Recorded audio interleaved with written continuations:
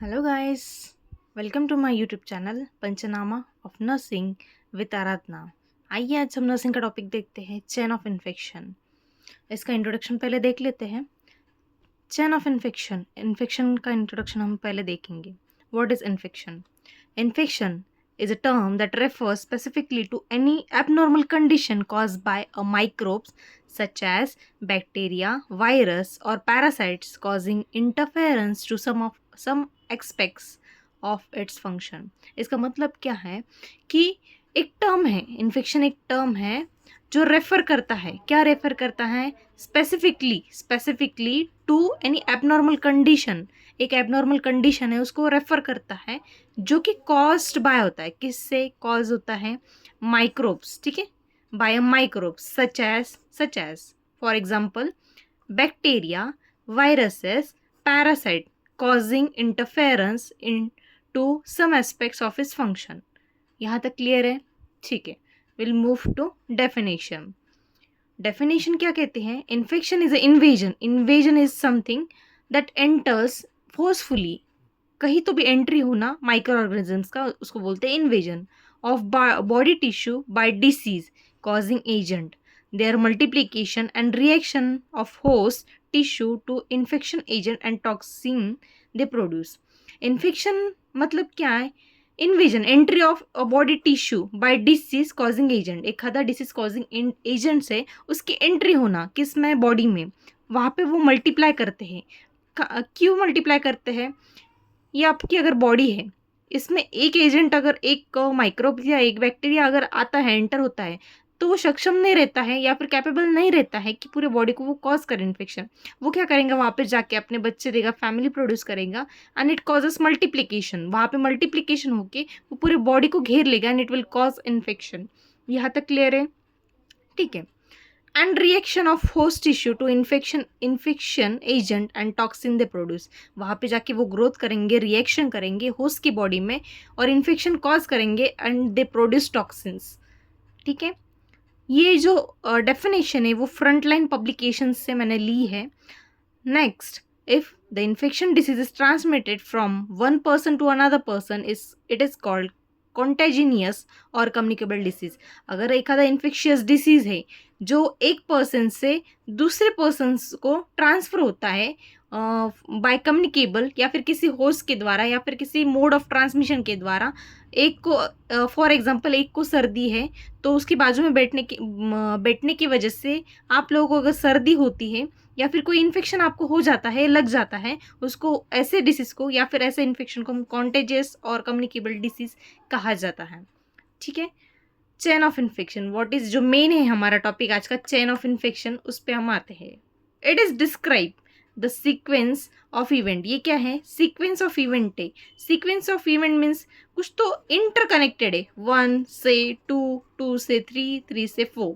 ठीक है, ये क्या है? इंटरकनेक्टेड, दैट अलाउज, ये क्या करता है? अलाउज करता है किसको? एन इन्फेक्शियस एजेंट, एक एजेंट को, इन्फेक्शियस एजेंट को क्या करता है? अलाउ करता है टू बी ट्रांसमिटेड। ट्रांसमिशन मतलब एक से दूसरे को होना। ठीक है, ट्रांसमिट फ्रॉम वन सोर्स, एक सोर्स से, टू ससेप्टिबल होस्ट, इससे एक सोर्स से ससेप्टिबल होस्ट तक ये ट्रांसफर होता है, अल्टीमेटली कॉजिंग इन्फेक्शन। ये सब ट्रांसफर होता है जो किसके रिजल्ट्स देता है? इन्फेक्शन के रिजल्ट्स हमको देता है, which causes infection. So next part की तरफ हम जाते हैं। There are 6 links in chain of infection. हमने पहले ही देखा है इंटरकनेक्टेड है, जो चेन ऑफ इन्फेक्शन है वो इंटरलिंक्ड और इंटरकनेक्टेड है। तो आइए उसके 6 लिंक्स जो है हम देखते हैं। पहला लिंक जो है, जो पॉजिटिव फैक्टर है, उसको माइक्रोब्स बोल सकते हैं, बैक्टीरिया बोल सकते हैं, जो भी रहेगा वो क्या है? पॉजिटिव एजेंट से। ठीक है, सेकेंड है रिजर्वायर, जिसको सोर्स भी कहा जाता है। थर्ड है पोर्टल ऑफ एग्जिस्ट, जहाँ से माइक्रो ऑर्गेनिज्म एग्जिस्ट लेगा। ठीक है, नेक्स्ट है मोड ऑफ ट्रांसमिशन, जिसको मेथड ऑफ ट्रांसमिशन भी कहा जाता है। ठीक है, नेक्स्ट है portal of entry into host. ये क्या करता है? जो ऑर्गेनिज्म से पॉजिटिव एजेंट है वो एंट्री करेगा इनटू होस्ट। होस्ट मीन्स जिसमें वो रहेगा और मल्टीप्लिकेशन करेगा, ऐसी बॉडीज। ठीक है, सब्सेप्टिबल होस्ट, लास्ट है सब्सेप्टिबल ऑफ होस्ट। ठीक है, आइए हम चेन ऑफ इन्फेक्शन एक बार देख लेते हैं। ठीक है, chain of infection. Infectious agent, first है हमारा infectious agent. Infectious agent means जो एजेंट, एखादा एजेंट जो तुम्हारे बॉडी को इन्फेक्शन कॉज कर सकता है, हम उसको बोलते हैं इन्फेक्शियस एजेंट। उसमें बैक्टीरिया आ सकते हैं, it can B viruses, it can B parasites, it can B micro organisms, ये कुछ भी हो सकता है। जो एजेंट्स हमारे बॉडी को इन्फेक्शन कॉज करते हैं उनको हम बोलते हैं infectious agent. For example bacteria, viruses, parasites, micro organisms. यहाँ तक क्लियर है? ओके। नेक्स्ट, सोर्स, जिसको हम रिजर्वायर ऐसा बोलते हैं, ठीक है, जहाँ पे वो जाके ये इन्फेक्शन कॉज करेंगे। फॉर एग्जाम्पल ह्यूमन बॉडी में वो जाके कॉज करेंगे, या फिर एनिमल बॉडी जहाँ पे वो जाके स्टे करेंगे और मल्टीप्लाई करेंगे, ऐसा कुछ। तो होस्ट, इसको हम बोलते हैं होस्ट, ठीक है। ये होस्ट की बॉडी, एक तो एनिमल हो सकता है या फिर ह्यूमन हो सकता है, where it can causes and stay and multiply and cause infection. यहाँ तक क्लियर है?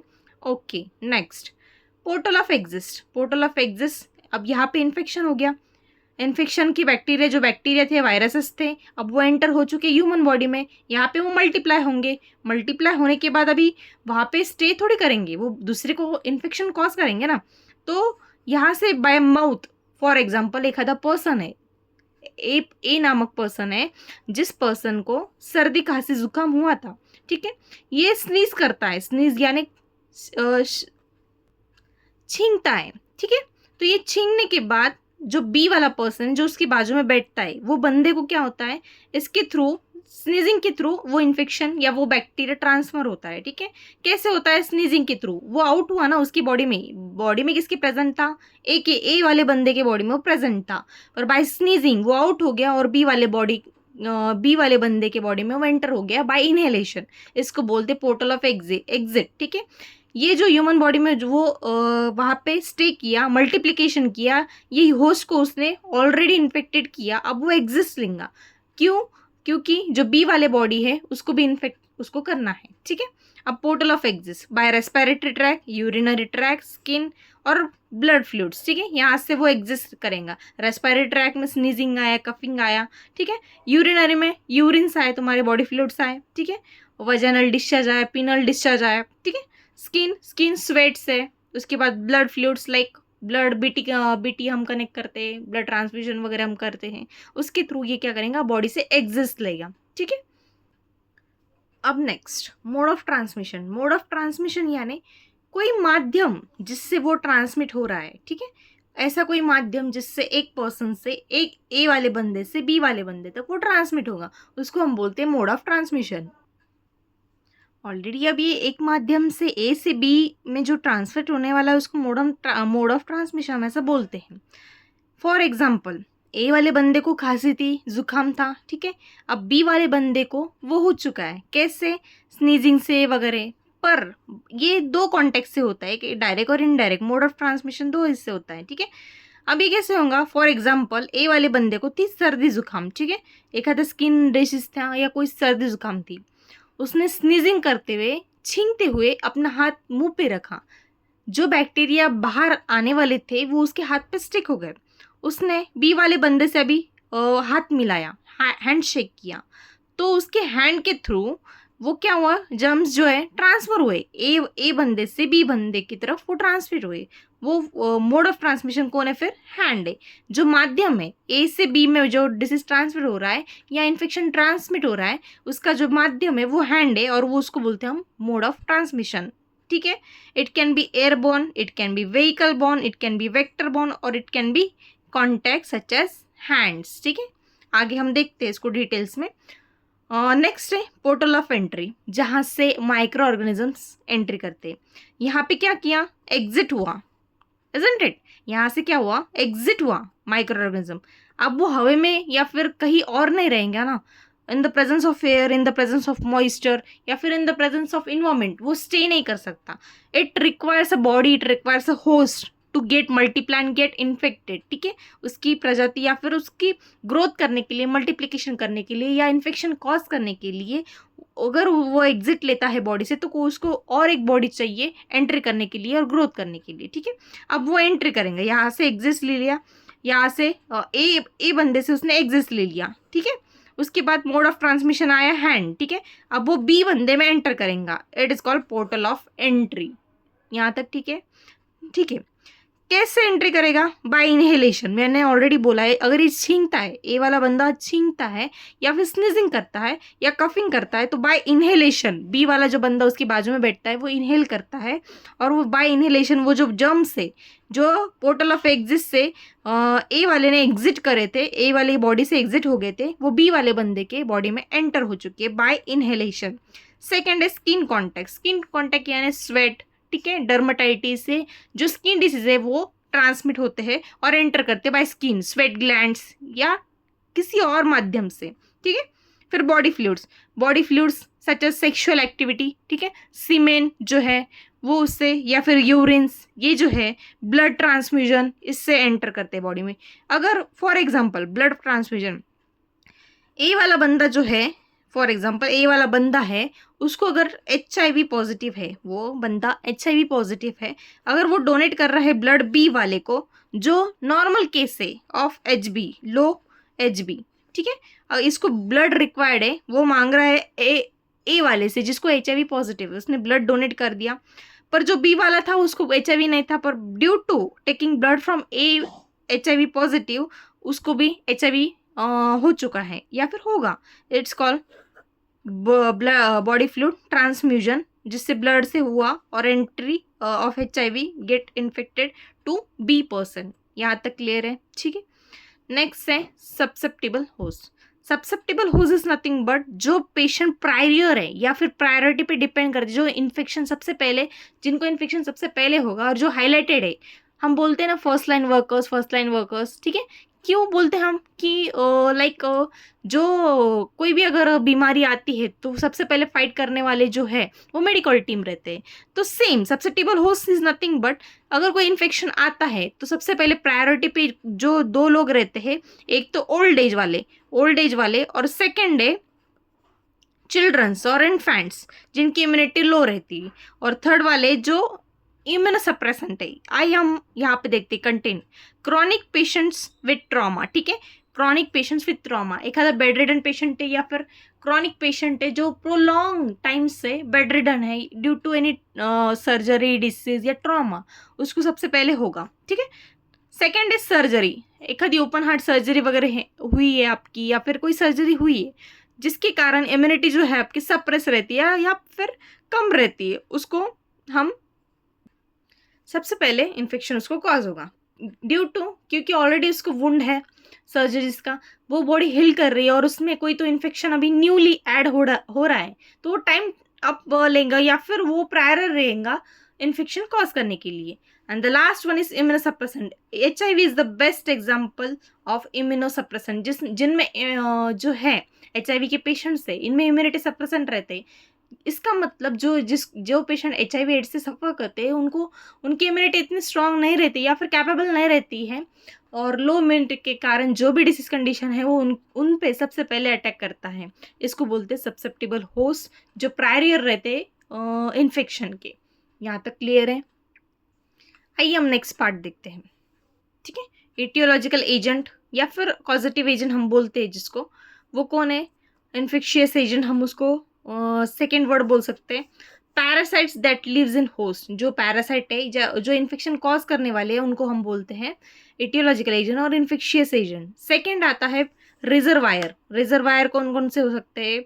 रेस्पिरेटरी ट्रैक हो सकते हैं, गैस्ट्रोइंटेस्टाइनल ट्रैक हो सकते हैं, यूरिनरी एंड रिप्रोडक्टिव ट्रैक हो सकते हैं, ब्लड हो सकता है, ठीक है। यहाँ पे क्या करेंगे? वो लीव एंड मल्टीप्लाई करेंगे। क्या करेंगे? लीव एंड मल्टीप्लाई, ठीक है, लीव और मल्टीप्लाई करेंगे, ठीक है। यहाँ पे एंटर करेंगे, रहेंगे और मल्टीप्लिकेशन करेंगे। कहाँ में?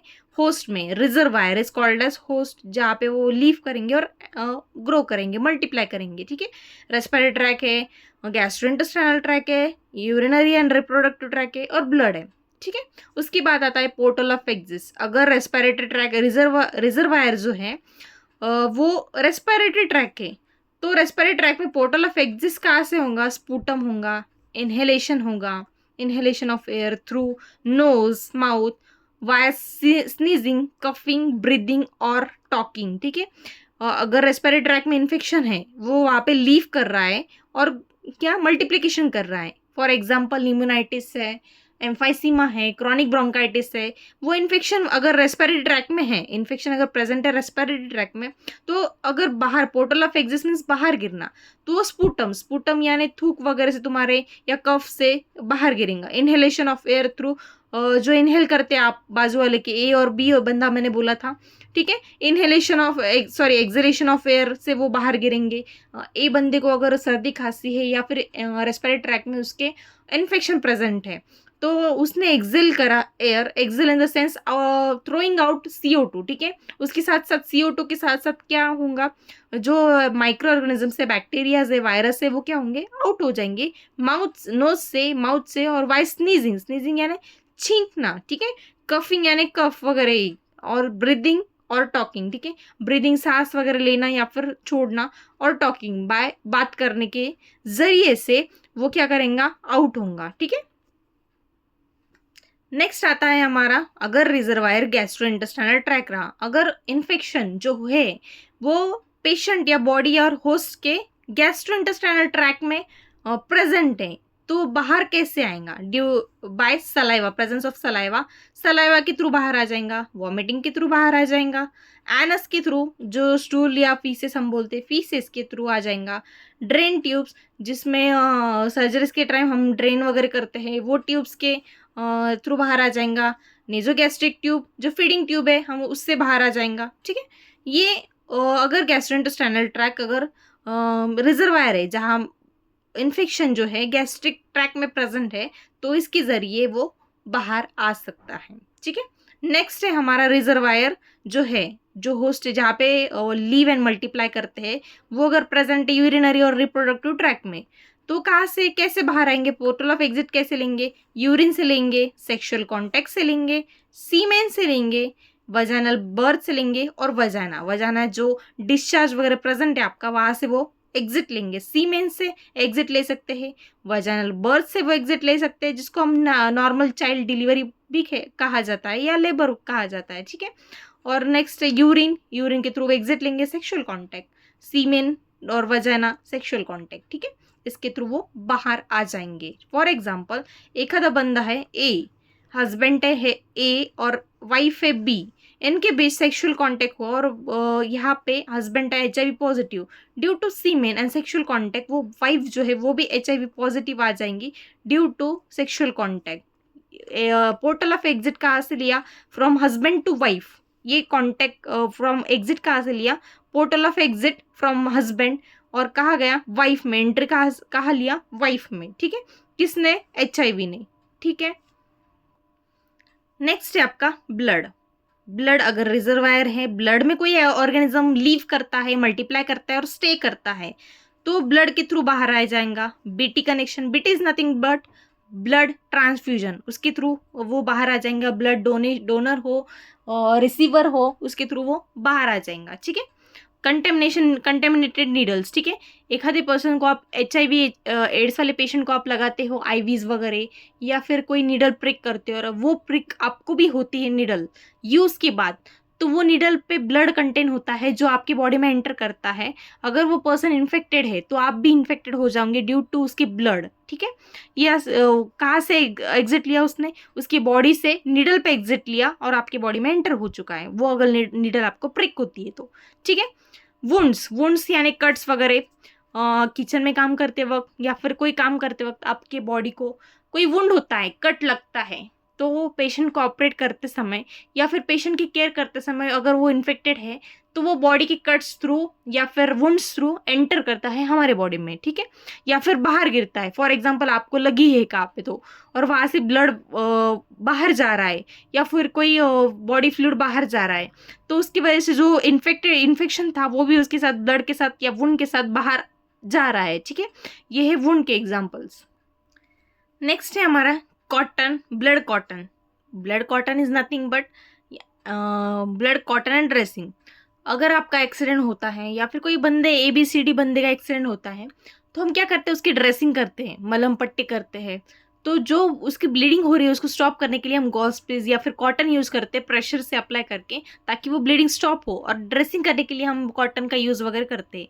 अगर वो पेशेंट इन्फेक्टेड है, स्किन डिसीज से या फिर ब्लड में उसके HIV एड्स प्रेजेंट है, अगर वो कॉटन हम अप्लाई करते हैं उस पर और ब्लड जो कॉटन है या फिर ड्रेसिंग है या फिर गॉज है वो फुल ऑफ ब्लड हो जाता है, तो उसके कारण क्या होता है कि वो जो ड्रेसिंग है या कॉटन है वो क्या करते हैं, फुल ऑफ इन्फेक्टेड हो जाते हैं। और कहीं हम BMW के क्राइटेरिया के हिसाब से अगर हम उसको डिस्कार्ड नहीं करते, यहाँ पे कहीं और गिरता है वो, तो क्या करता है, इन्फेक्शन कॉज करता है।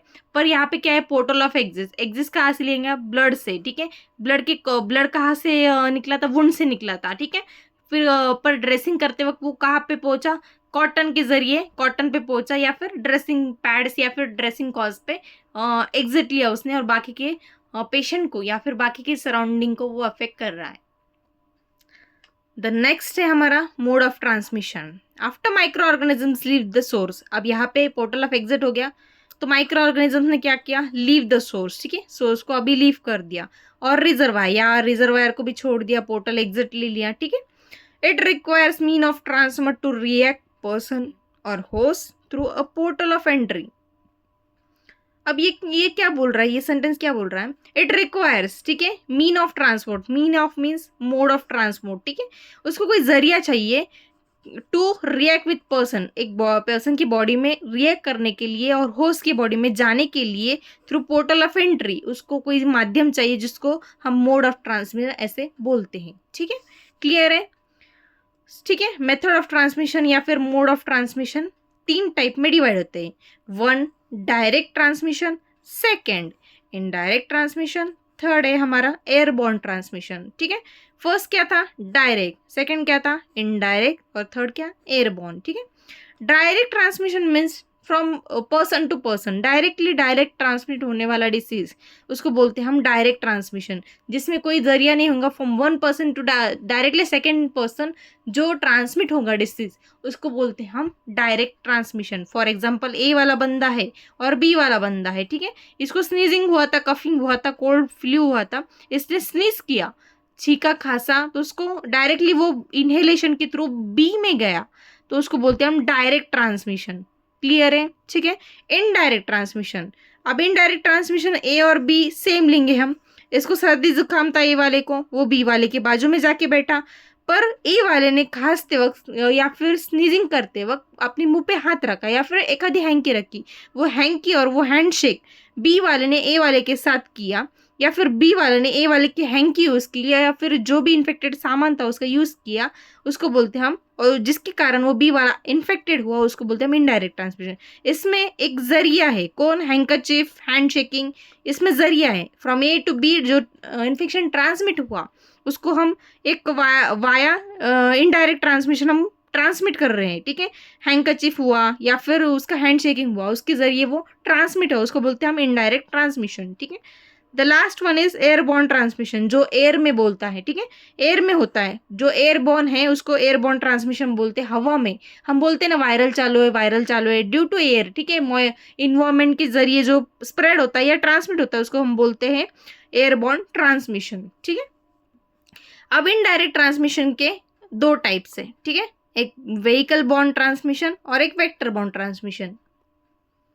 व्हीकल बॉर्न, ठीक है, व्हीकल बॉर्न या फिर हम बोल सकते हैं इसको कोई जरिया, ठीक है, हैंकरचीफ या फिर कोई कैरियर, ठीक है, जिसको हम व्हीकल बॉर्न ट्रांसमिशन कहते हैं।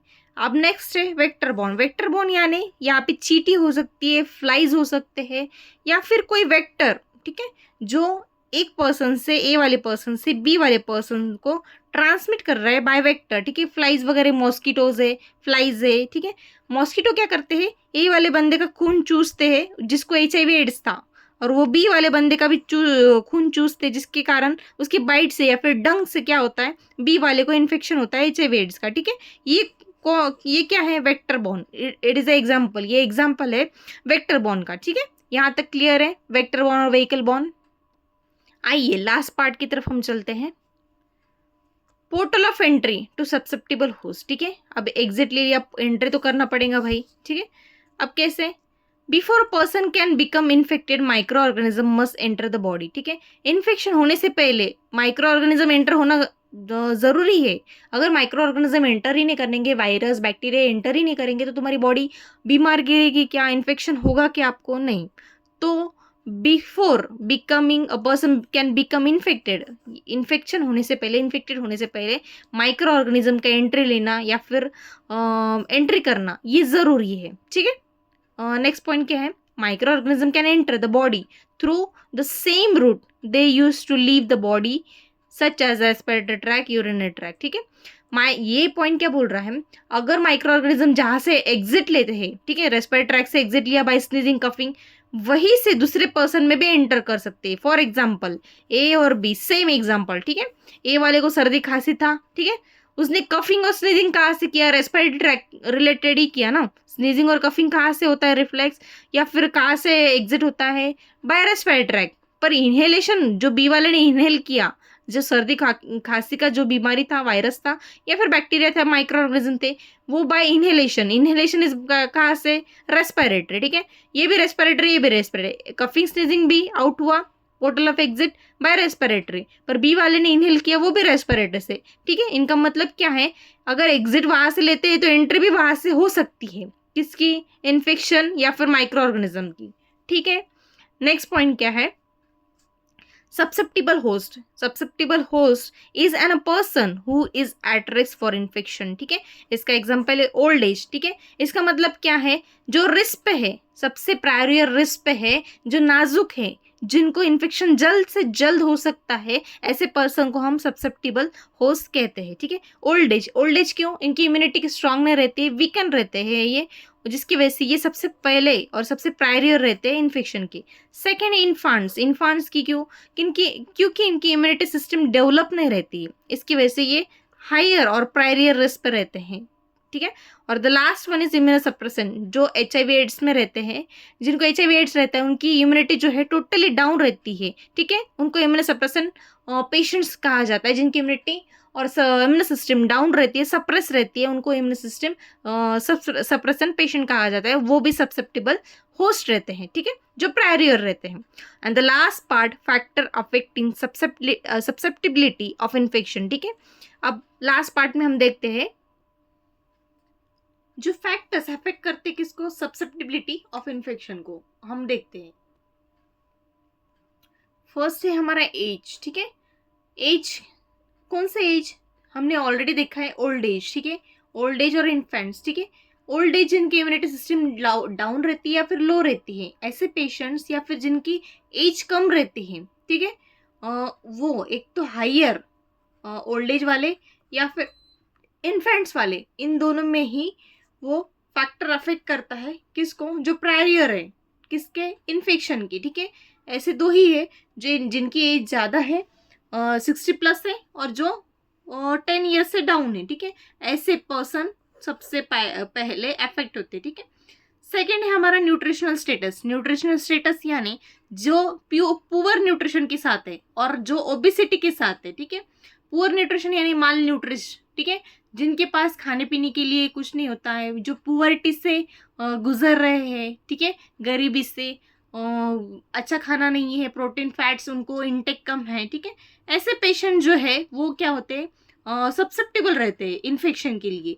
और जो सेकंड है, जो ओबेस रहते हैं due to excessive amount of protein fats, ठीक है, कोई एक्टिविटीज नहीं, कोई एक्सरसाइज नहीं है, वो भी प्रायर रहते हैं इन्फेक्शन के, क्लियर है, ठीक है। थर्ड है स्ट्रेस, ठीक है, excessive amount of stress can lead to infection, ठीक है। मूड स्विंग्स डाउन रहेंगे, एंजाइटी रहेंगी, कोई करने की चाहत नहीं रहेंगी, दिल खुश नहीं रहेगा, इसकी वजह से क्या होता है, it can causes two factor affecting susceptibility, ठीक है। थर्ड है डिसीज प्रोसेस, ठीक है। डिसीज प्रोसेस यानी अगर एक आधा डिसीज आपको हो रहा है, ठीक है, एक आधा डिसीज आपको प्रोग्रेशन में है, अगर आप उसको ट्रीट नहीं करते हैं on the spot, and it can lead to susceptible infection, ठीक है, जो सब्सेप्टिबल रहते हैं इन्फेक्शन के लिए। फॉर एग्जाम्पल एक आधा पर्सन है, ए वाला पर्सन है, जिसको ऑलरेडी एक कोई इन्फेक्शन है, XYZ इन्फेक्शन उसको प्रेजेंट है उसकी बॉडी में, ठीक है, जो ट्रीटेड नहीं है। अगर कोई कोविड आया या फिर कुछ वापस आता है तो वो सबसे पहले इसको होगा, क्यों, इसकी इम्यूनिटी ऑलरेडी डाउन है, डिसीज जो है वो प्रोग्रेशन में या प्रोसेस में है कोई तो, ठीक है, एक तो हील नहीं हुआ है या फिर प्रोग्रेशन में है, ए बंदे को XYZ डिसीज है तो क्या है, प्रोग्रेस में है, ठीक है, अभी चालू है इसको डिसीज, या हील नहीं हुआ है या फिर पूरी तरीके से इन्फेक्ट नहीं हुआ। पर अगर कोविड आता है या फिर कोई डिसीज आता है या कोई महामारी आती है तो उसको पहले होगा, क्यों, ऑलरेडी डिसीज जो है WBC से उसकी फाइट कर रहे हैं और इम्यून सिस्टम उसकी लो हो चुकी होंगी ड्यू टू डिसीज कंडीशन। तो इसकी वजह से ये अगर पर्सन है ए वाला तो वो सबसे पहले सब्सेप्टेबल रहेगा इन्फेक्शंस के लिए, ठीक है। उसके बाद है medical therapies like chemotherapies. Chemotherapies में क्या होता है, फॉर एग्जाम्पल कीमोथेरेपीज है तो उसमें क्या होता है, इम्यून सिस्टम ऑलरेडी डाउन हो जाता है, तुम्हारे सेल जो है ड्यू टू रेडिएशन वो क्या होते हैं, डिस्ट्रॉय हो जाते हैं। तो उसकी वजह से क्या होता है, जो इम्यूनिटी सिस्टम है या फिर जो फाइटिंग सेल्स है तुम्हारे, डिफेंस मैकेनिज्म बॉडी का वो वीकन हो जाता है। उसकी वजह से मेडिकल थेरेपीज जो है वो अफेक्ट करते पर्सन की बॉडी को और उसको क्या करते हैं, खोखला करते या फिर डैमेज करते या फिर उसकी इम्यूनिटी रिड्यूस करते, डिफेंस मैकेनिज्म इम्प्रूव करते और उसकी वजह से क्या होता है, ये सब्सेप्टेबल हो जाते हैं इन्फेक्शन के लिए। क्लियर है, ठीक है। नेक्स्ट पॉइंट, पुअर इम्यूनिटी, जिनकी इम्यूनिटी डिफेंस सिस्टम जो है वो पुअर है उन पे सबसे ज्यादा अटैक होते हैं, जिसको हम इम्यूनोसप्रेसेंट ऐसा भी कहते हैं, ठीक है। Next point is 7, defence mechanism system जो रिस्पॉन्स करती है तुम्हारे, for example afferent and efferent nerves जो है तुम्हारे ब्रेन टू बॉडी और बॉडी टू ब्रेन सिग्नल भेजती है। एखादा ऑर्गेनिज्म अगर तुम्हारी बॉडी में एंटर होता है तो तुम्हारी बॉडी सेंड करती है सिग्नल्स ब्रेन को कि मास्ट सेल रिलीज करो या फिर गॉबलेट सेल रिलीज करो, या फिर कोई रेस्पिरेटरी ट्रैक्ट डिसीज होगा तो गॉबलेट सेल रिलीज करते हैं हम, मास्ट सेल रिलीज करते हैं जो WBC की तरफ फाइट करते हैं और म्यूकोस रिलीज करते हैं और कैप्चर करते हैं, ठीक है। तो ये डिफेंस सिस्टम क्या करेंगे, हमारे बॉडी को सेंड करेंगे, एफरेंट एंड इफरेंट सिग्नल्स भेजेंगे। अगर वो डिफेंस सिस्टम लूज रहा या फिर इम्प्रॉपर इम्पेयर्ड रहा तो उसकी वजह से क्या होगा, ये जो पर्सन है जो सब्सेप्टेबल रहेंगे इन्फेक्शन के लिए। क्लियर है यहाँ तक, ओके। अदर फैक्टर्स हम देखेंगे, ब्रोकन स्किन, ठीक है, एक आधा कट वुंड्स तुमको है तो उसमें क्या होता है, वो पेशेंट क्या होते हैं, सब्सेप्टेबल रहते हैं। क्यों प्रायोरिटी रहते हैं, क्योंकि ऑलरेडी उनकी बॉडी पे कट लग चुका है और जिसके कारण वो बॉडी में ऑर्गेनिज्म एंटर कर सकते हैं, उसको ब्रोकन स्किन या वुंड्स या फिर कट्स हम बोलते हैं, ठीक है। सेकेंड, ऑब्स्ट्रक्टेड यूरिन फ्लो, ठीक है, ऑलरेडी तुम्हारी यूरिन फ्लो जो है, ट्रैक जो है तुम्हारा वो इन्फेक्टेड या फिर ब्लॉकेज है तो ऑलरेडी वहां पे इन्फेक्शन प्रेजेंट होगा, तो ठीक है। इसके कारण क्या होगा, इन्फेक्शन प्रेजेंट होने के कारण अगर कोई आता है, इन्फेक्शन तुम्हारे बॉडी में ऑर्गेनिज्म ये होता है तो इसको क्या देगा, ये बढ़ावा देगा, ठीक है। इसकी वजह से क्या होगा, जो बॉडी है या फिर होस्ट है वो सब्सेप्टेबल रहेगा इन्फेक्शन के लिए। क्लियर है, ठीक है।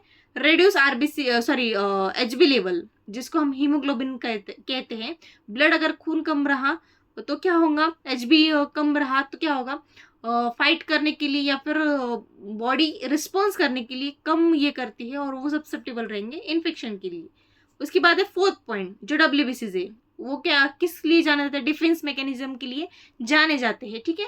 जो WBC से वो क्या करते हैं, फाइट करते हैं, डिफेंस करते हैं तुम्हारी बॉडी को। माइक्रो ऑर्गेनिज्म अगर आता है तो उसको एंगल्फ करते हैं या फिर उसको किल करते हैं, डिस्ट्रॉय करते हैं। ये WBC का मेन काम है, ठीक है।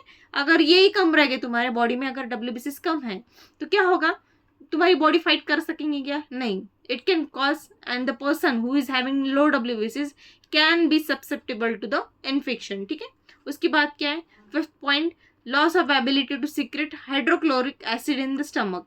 हाइड्रोक्लोरिक एसिड जिसको हम HCl भी बोलते हैं, जो स्टमक में प्रेजेंट रहता है, ठीक है, वो क्या करता है, जो ऑर्गेनिजम्स या फिर फॉरेन बॉडीज या फिर कोई आता है, वायरस बैक्टीरिया, फूड के जरिए, वाया फूड, ठीक है। अगर आप ठेले पे जाते हो, पानी पूरी खाते हो, वहाँ पे वेरियस काइंड ऑफ बैक्टीरिया रहते हैं, पर वो स्टमक में जाने के बाद अगर वो कुछ कॉज नहीं कर रहा है, आपको नॉशिया, वॉमिटिंग, लूज मोशन अगर नहीं करता है तो ये जो माइक्रो ऑर्गेनिजम्स तुम्हारी बॉडी में एंटर हो चुकी है वो क्या करता है मालूम है क्या, वो स्टमक में जाने के बाद HCl के साथ मिक्स करता है। HCl is nothing but hydrochloric acid, जो तुम्हारे स्टमक में प्रेजेंट रहता है, वो एसिडिक रहता है।